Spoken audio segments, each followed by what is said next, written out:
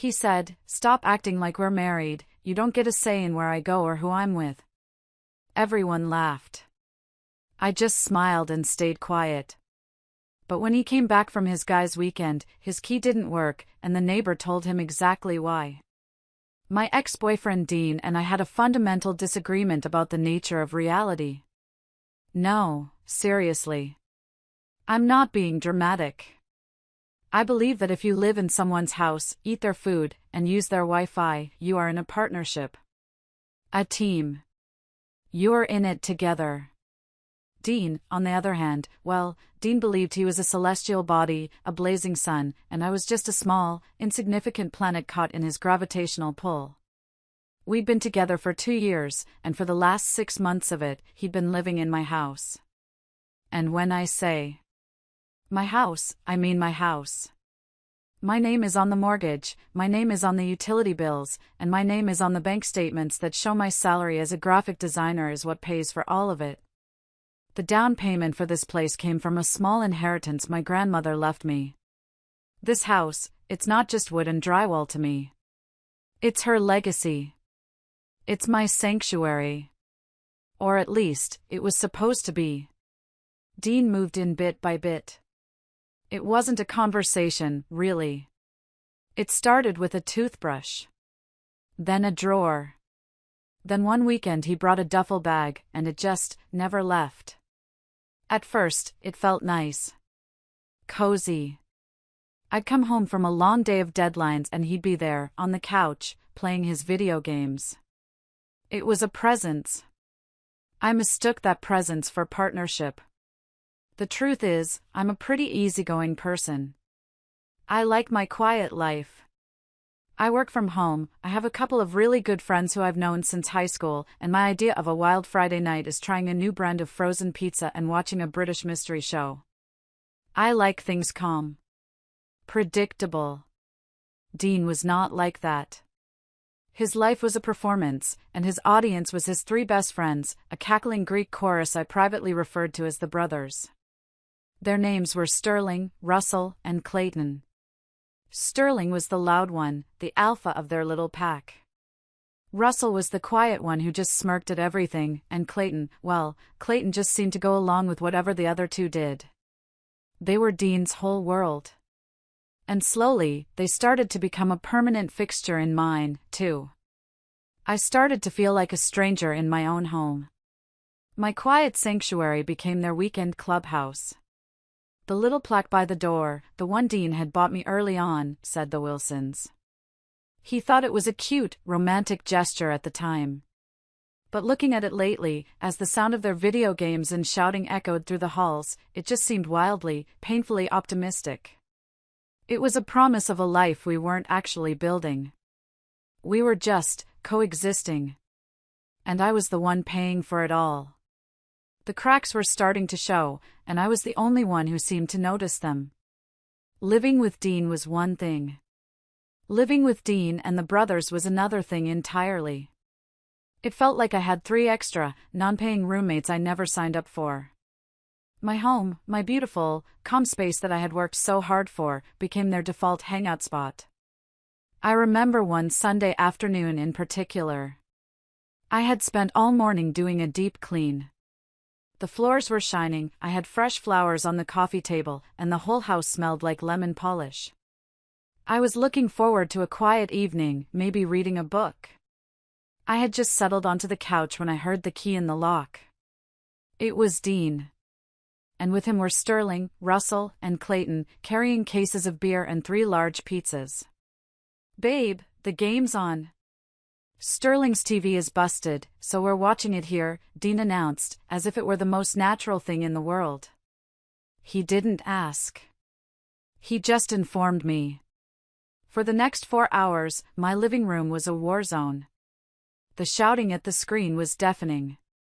I could hear it from my office upstairs, even with the door closed. When I finally came down after the game was over, the scene was devastating. Pizza boxes were stacked on my beautiful coffee table, leaving grease stains on the wood.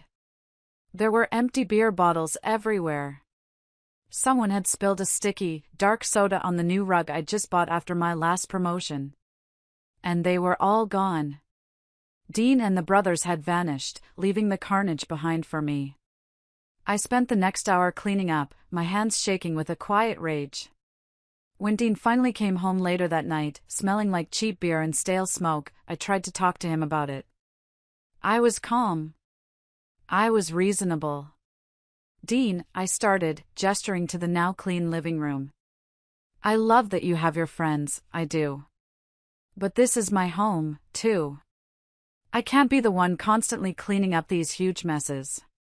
Could you maybe ask them to be a little more careful? Or maybe you guys could pitch in to clean up afterward? He just looked at me, a blank expression on his face. Then he let out a short, dismissive laugh. Val, babe, come on. They're just guys. It's what we do. It's just a little mess, what's the big deal? What's the big deal? The big deal was that I felt my home slipping away from me. The big deal was that I felt more like a live-in maid than a partner. The big deal was the complete and utter lack of respect. I didn't say any of that, though. I just stood there, watching him kick off his shoes and leave them in the middle of the hallway for me to trip over later. That night, I went to bed feeling a deep, chilling loneliness, even with him lying right next to me. The space between us in the bed felt like a canyon. And I just knew, that something had to give. The breaking point, the moment that changed everything, came on a Thursday evening. The week had been stressful. I was on a tight deadline for a big project, working late every night. I was exhausted. All I wanted was a quiet weekend to recharge my batteries. I was in the kitchen, making pasta sauce from scratch, the way my grandmother taught me. The smell of garlic and basil filled the air. It was my little ritual, my way of de-stressing. That's when Dean waltzed into the kitchen, already dressed to go out. He was holding his phone pressed to his ear, a wide grin on his face. He was in the middle of a loud, one-sided conversation with, you guessed it, the brothers. Oh my God, yes, I am so in, he said into the phone, his voice booming in the small kitchen. A guy's weekend away is exactly what I need. A beat. No, she's not coming. Don't be ridiculous. He hung up and looked at me, his face beaming as if he'd just announced he'd won the lottery. Good news, he said. The guys and I are going to a cabin at the lake for the weekend. Leaving tomorrow. This was the first I was hearing of it. Not a discussion. Not a question. A declaration. I just stood there, stirring the sauce, the wooden spoon feeling heavy in my hand. I tried to keep my voice even. I tried to be the cool, understanding girlfriend. Oh. Okay, I said. Sounds fun. Then I asked the question. The simple, logistical question that a normal person in a normal relationship might ask. Which lake are you all heading to? Dean looked at me as if I had just asked him to explain quantum physics in ancient Greek. He let out a short, sharp laugh. Just then, Sterling walked in through the back door without knocking, as he always did. Dean turned to him, a look of pure mockery on his face. Can you believe her? He said, rolling his eyes. She wants to know where I'm going. Sterling scoffed, looking me up and down like I was a piece of furniture he was considering throwing out. The heat rose in my cheeks. It was happening right here, in my kitchen, with the smell of my grandmother's sauce in the air. Dean then turned back to me, put his hands on his hips, and delivered the line. The line that would echo in my head for days. The line that would become the catalyst for everything that came after. He said, his voice dripping with condescension, stop acting like we're married. You don't get a say in where I go or who I'm with. And then, they laughed. All of them. Russell and Clayton had appeared in the doorway behind Sterling. The three of them, my boyfriend's best friends, stood in my kitchen and laughed at me. It was a symphony of derision. They genuinely thought this was the peak of comedy. A woman, in her own home, being told she has no right to ask a simple question about her live-in boyfriend's plans. Hilarious. I just stood there, holding the wooden spoon, watching a drop of red pasta sauce fall onto my clean floor. And I didn't get mad. I didn't argue. Something strange happened in that moment. A zen-like calm washed over me. It was like a switch flipped in my brain. The part of me that had been trying so hard to make this relationship work, the part that made excuses for him, that cleaned up his messes, that bit her tongue to keep the peace, she just quietly packed her tiny bags, put on a tiny hat, and walked right out of the building. She was done. She had retired. I looked at Dean's smug, smiling face, the face I used to think I loved, and I just smiled back. A big, friendly, completely empty smile. "You know what?" I said, my voice full of a cheerful agreement that seemed to surprise even me. "You are 100% correct. My mistake." They all laughed again, louder this time, thinking I was just backing down, admitting defeat. Dean gave me a condescending little pat on the cheek, a gesture meant to placate a child, not a partner. And then they all swept out of the house, off to some pre-weekend away cocktail hour, leaving me alone in the sudden silence. I stood in the kitchen for a long moment, the only sound the gentle bubbling of the sauce on the stove. I turned off the burner. I wasn't hungry anymore. I walked through the house, my house. I saw his jacket thrown over a chair. His pile of video games by the TV. His shoes kicked off by the door. And I didn't feel angry anymore. I just felt clear. "Okay," I said to the empty room. My voice was steady. "Not married. No say." A new, much more interesting plan was beginning to form in my mind, a plan that felt like a sunrise after a long, dark night. "Got it," I whispered. The weekend was going to be fun after all. Just not for him. I went to bed early that night. I slept more soundly than I had in months. The decision had been made for me, by him. And all I had to do was agree. The weight I didn't even realize I'd been carrying was suddenly gone. I was about to take my life back. And I was going to start first thing in the morning. The moment Dean's oversized pickup truck, presumably packed with 5 different types of beef jerky and a case of cheap beer, disappeared down the street on Friday afternoon, I sprang into action.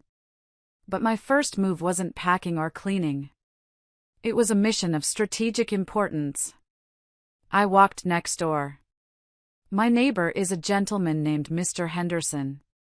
He's a widower in his late 70s, a retired high school drama teacher with a twinkle in his eye and a prize-winning collection of garden gnomes. He and his late wife, Eleanor, had been married for 51 years. After she passed away a few years ago after a long illness, I made a habit of checking in on him, bringing him cookies, or just sitting on his porch with him to chat. He told me once about his own parents' messy divorce when he was a child, and how it taught him the importance of respect in a relationship. He was a kind soul, but he also had a surveillance network that would make the CIA jealous. Nothing happened on our street without Mr. Henderson knowing about it. I brought him a small plate of the chocolate chip cookies he likes and sat with him on his porch swing. "Mr. Henderson," I said after we had discussed the weather and the moral failings of the neighborhood squirrels. "I have a bit of a situation, and I need your help. It involves a small bit of theater." His eyes lit up. The man loved drama more than he loved his gnomes. I explained what had happened. I told him Dean's exact words. "Stop acting like we're married." I didn't have to embellish. The unvarnished truth was damning enough. By the time I finished, Mr. Henderson was patting my hand, a look of righteous fury on his gentle face. "That shameless young man," he declared, his voice taking on the baritone of a stage actor. "Living under your roof, eating your food, and speaking to you with such disrespect. Don't you worry, Valerie, my dear. You leave it to me." "What's my line?" I gave him a simple script. When Dean returned and inevitably found himself locked out, he was to act confused and deliver a few key pieces of information. Mr. Henderson took to the task with the enthusiasm of a seasoned Broadway actor preparing for opening night. He even took notes on a little pad of paper. Let's see. Found his freedom. A man's home now. Oh, this is delicious, my dear. Simply delicious. With my accomplice secured, I returned home, a real smile on my face for the first time in weeks. It was time to begin what I called Operation Reclaim My Space. My house, for the last 6 months, had been a sea of masculine clutter, pointless sports memorabilia, and art that looked like it belonged in a sterile doctor's office. It was time to bring my territory back. It was time for a resurrection. I didn't just pack Dean's things. I curated them. I went to the hardware store and bought a dozen sturdy packing boxes and a thick black marker. This wasn't just about cleaning, it was about reclaiming every square inch of my life. It was a ceremony. I started in the bathroom. The half-empty bottle of that musky cologne he loved went into a box first. Then his electric razor, his mountain of hair products. I labeled that box, face gels and various goops. The bedroom was next. His side of the closet was an explosion of wrinkled t-shirts and jeans. I didn't fold them. I just scooped them up in armfuls and stuffed them into boxes. The first box was labeled Everyday Clothes, Various Stains. The next one held his collection of fancy, wildly expensive sneakers, shoes he could afford but apparently rent he could not. I labeled it, A Podiatrist's Nightmare. My personal favorite was the box for his endless collection of baseball caps that all looked exactly the same. That one got the label, Magic Sparkly Hats That Shed Disappointment on Everything I Own.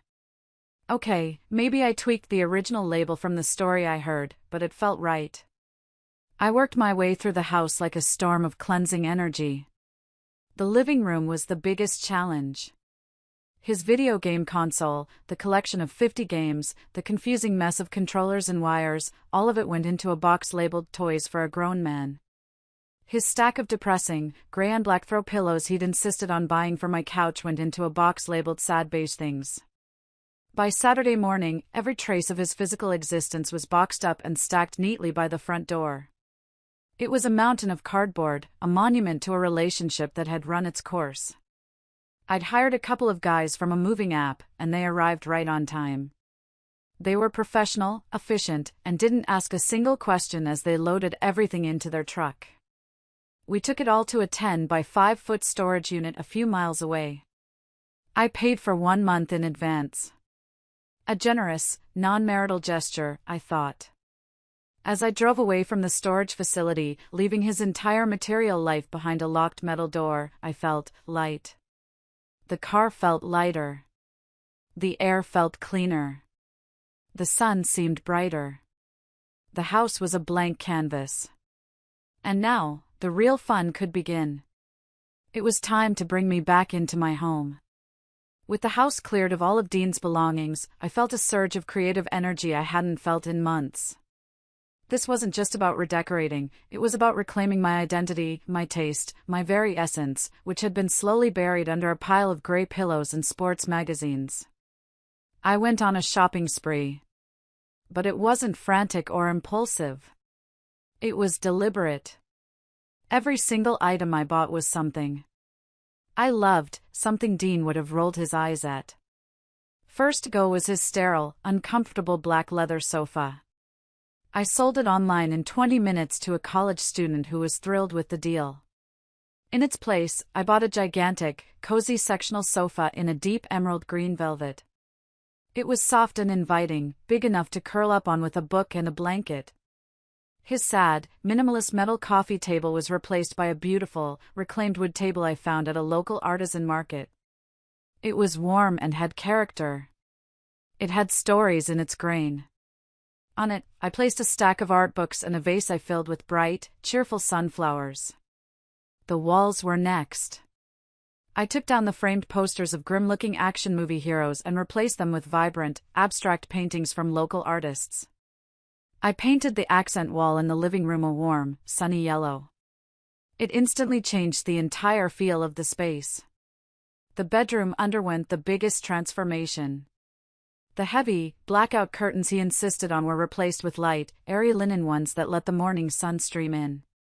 I took down the weird, geometric metal art thing he had hung over the bed and replaced it with a large, beautiful macrame wall hanging I'd been admiring for months.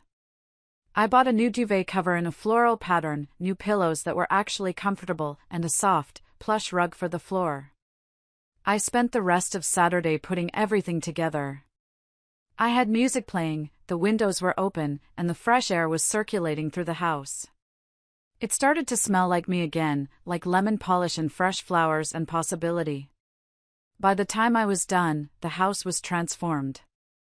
It was no longer a showroom for a sad, beige life. It was a fortress of glorious, unapologetic womanhood.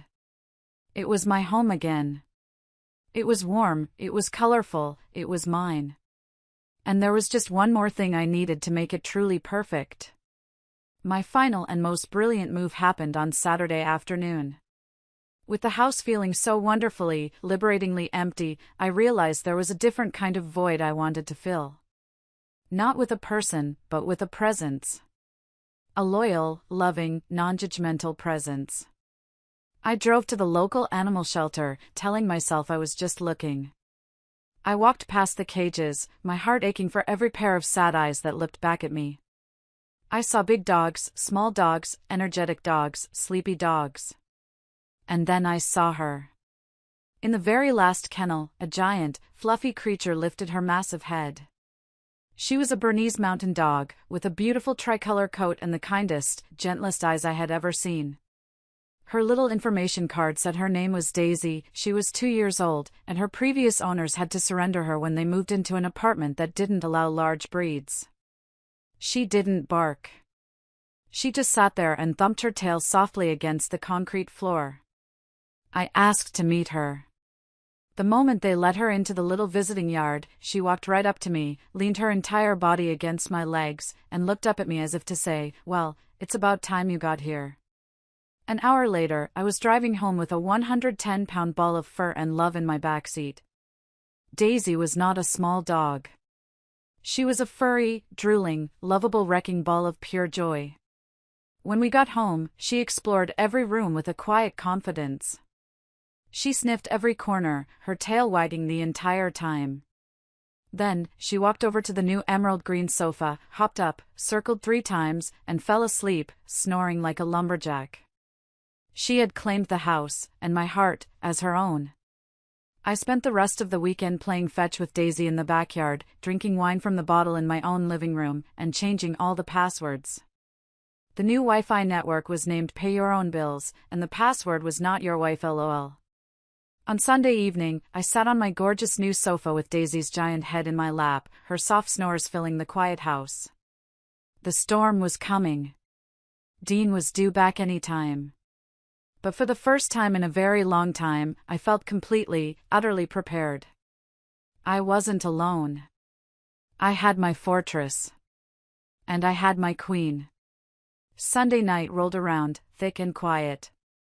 I had made myself a nice dinner, something Dean would never eat, and was curled up on the sofa with Daisy, watching an old movie. Around 9 p.m., my phone buzzed with a notification from my video doorbell. There he was. The camera showed Dean strolling up to my front door, looking tan from his weekend at the lake, humming to himself. The comedy began almost immediately. He stuck his key in the lock.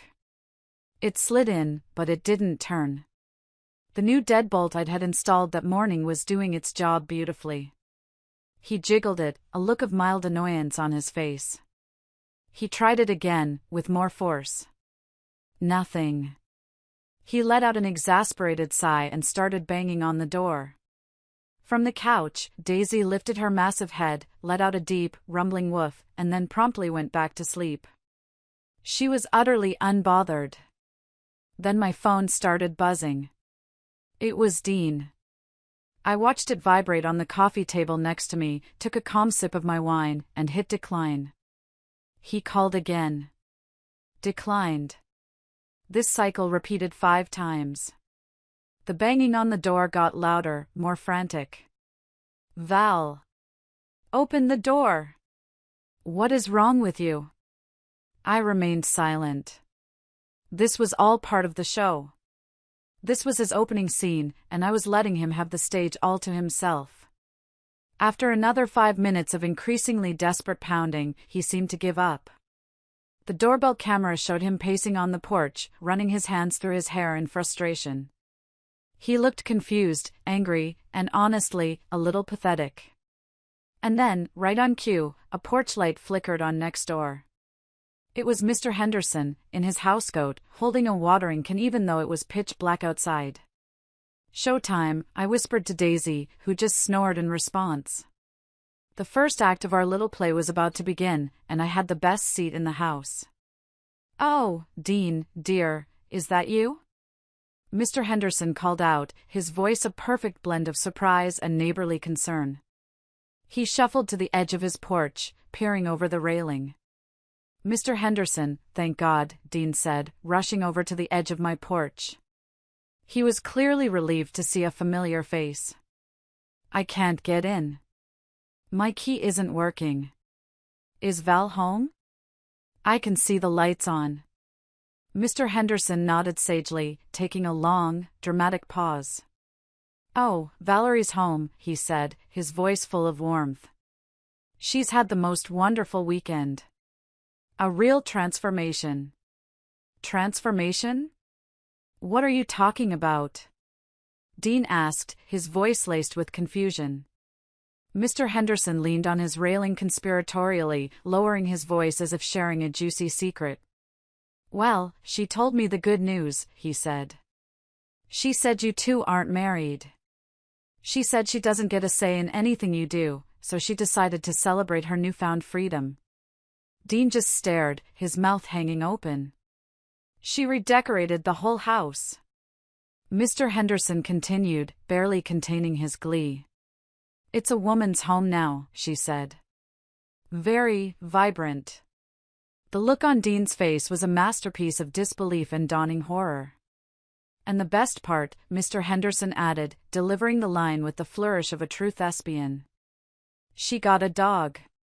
A great big beautiful girl named Daisy." He paused for effect. "She said she wanted a companion who was loyal and didn't talk back."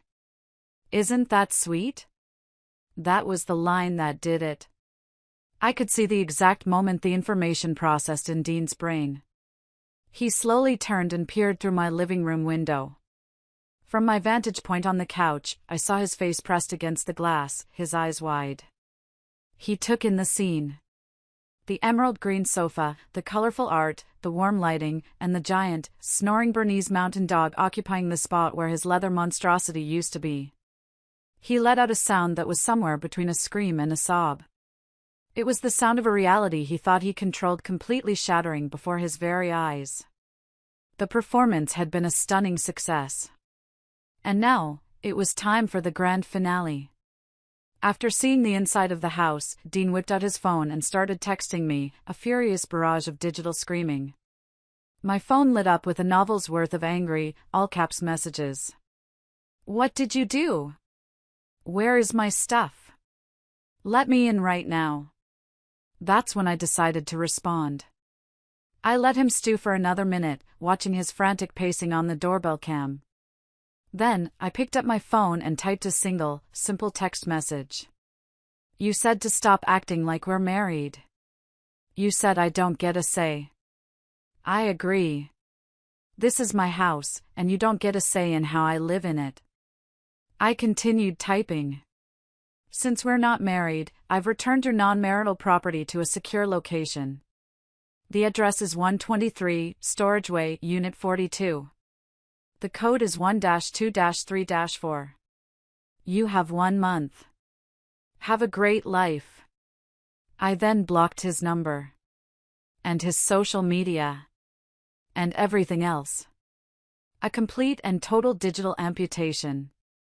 The doorbell camera showed him reading the text. He looked at his phone. He looked at the window. He looked back at his phone. Then he let out a scream of pure, unadulterated rage and threw his phone onto my lawn. It bounced on the soft grass with a pathetic little thud. It was a truly spectacular meltdown. He ranted and raved for another 10 minutes, pacing and kicking at the air, before his chariot arrived, Sterling, pulling up in his beat-up sedan to rescue his fallen king. Watching him finally get in that car and drive away, I didn't feel angry or sad. I just felt quiet. The show was over. The curtain had fallen. And in the silence, all I could hear was the gentle, rhythmic snores of the beautiful dog sleeping at my side. That sight, the sight of him completely losing control on the lawn that used to be ours, that was the moment I knew I was truly free. It was a long road to get here, and I know many of you might understand that feeling. If you're still listening, please help me by liking this video and commenting the number 1 below. It lets me know you're here with me, and that you've been a part of this whole journey. Your support is a huge, incredible encouragement for me to keep sharing. Please, comment the number 1, and listen while I tell you the rest of the story. The day after what I now call the Great Lockout, the expected social media campaign began. It was pathetic, but also predictable. Dean and the brothers started posting vague, dramatic stories on their Instagram accounts.